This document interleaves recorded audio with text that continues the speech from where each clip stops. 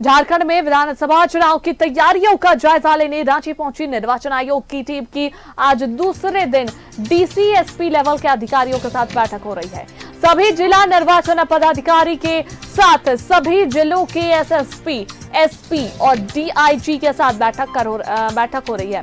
इसके बाद चुनाव आयोग की तरफ से एक प्रेस नोट जारी किया जाएगा। चुनाव आयोग की टीम आज ही रांची से नई दिल्ली लौट जाएगी।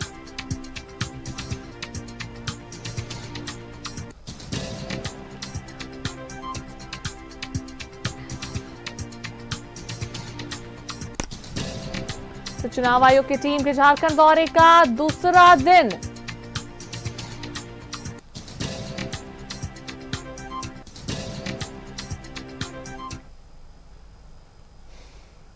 और इस पर अधिक जानकारी देने के लिए रेड एशन ब्लू से हमारे संवाददाता अजय लाल जुड़ रहे हैं, सीधा उनका रुख करेंगे। अजय, फिलहाल क्या कुछ अपडेट है बैठक को लेकर? झारखंड में विधानसभा चुनाव की तैयारियों को जायजा लेने जिस तरीके से पहुंची है निर्वाचन आयोग की टीम, आज दूसरा दिन है, डीसी एसपी लेवल के अधिकारियों के साथ ये बैठक हो रही है। फिलहाल अपडेट कुछ बैठक को लेकर?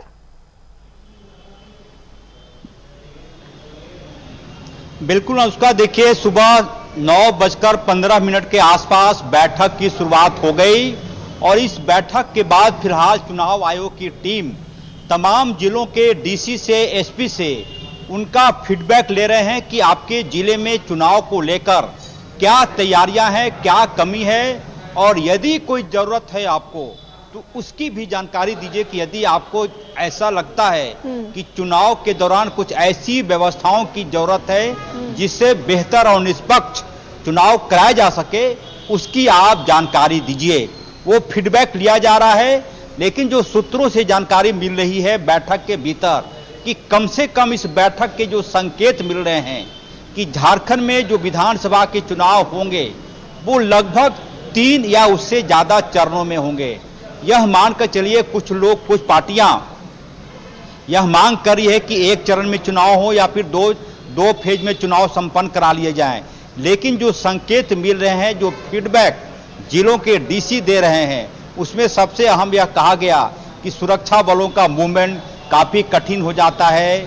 साथ ही यह भी कहा गया कि सुरक्षा बलों की और जरूरत पड़ेगी क्योंकि विधानसभा के चुनाव है, क्षेत्र ज्यादा होता है। तो ये तमाम चीजों का लबोलुआब यह है कि जो विधानसभा के चुनाव होंगे झारखंड में वो 3 या उससे ज्यादा चरणों में होंगे। ऐसी पॉलिटिकल पार्टियां जो ये उम्मीद लगा रखी है कि एक चरण में चुनाव होंगे या 2 चरण में चुनाव होंगे, उनके लिए एक मैसेज यह भी है कि यह मानकर चलिए कि आपके झारखंड में जो चुनाव होंगे वो 3+ फेज में चुनाव होंगे।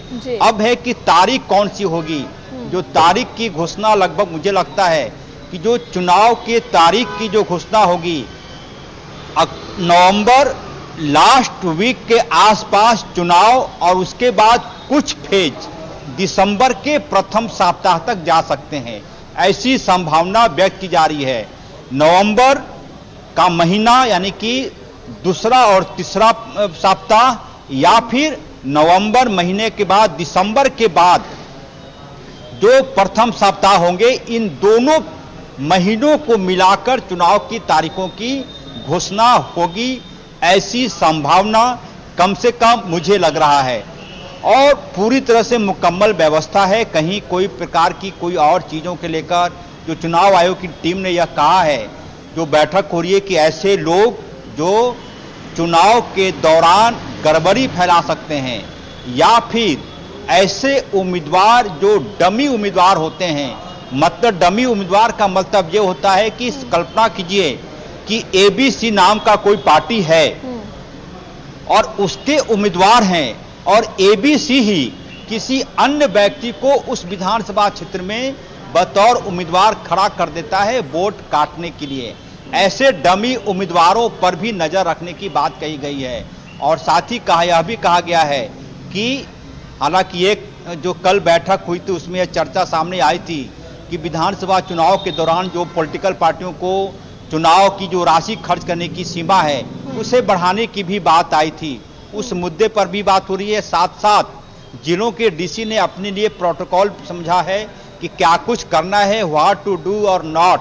हालांकि कई जिलों में डीसी इस बात को लेकर चुनाव कई बार वो करा चुके हैं, लेकिन कई जिलों में नए डीसी गए हैं, उनके लिए पहली बार विधानसभा का चुनाव होगा उनके सामने। तो जाहिर सी बात, ये तमाम चीजों पर चर्चा हो रही है और क्या कुछ निकल कर सामने आता है ये देखना होगा। फिलहाल बैठक जारी है तमाम जिलों के निर्वाचित पदाधिकारियों के साथ, और जैसा कि मैंने कहा कि चुनाव 3 या उससे ज्यादा फेज में संपन्न कराए जा सकते हैं, इसके संकेत आज की बैठक में मिले हैं। सुष्मिता, अनुष्का। चलिए, बहुत बहुत धन्यवाद अजय तमाम जानकारियां साझा करने के लिए।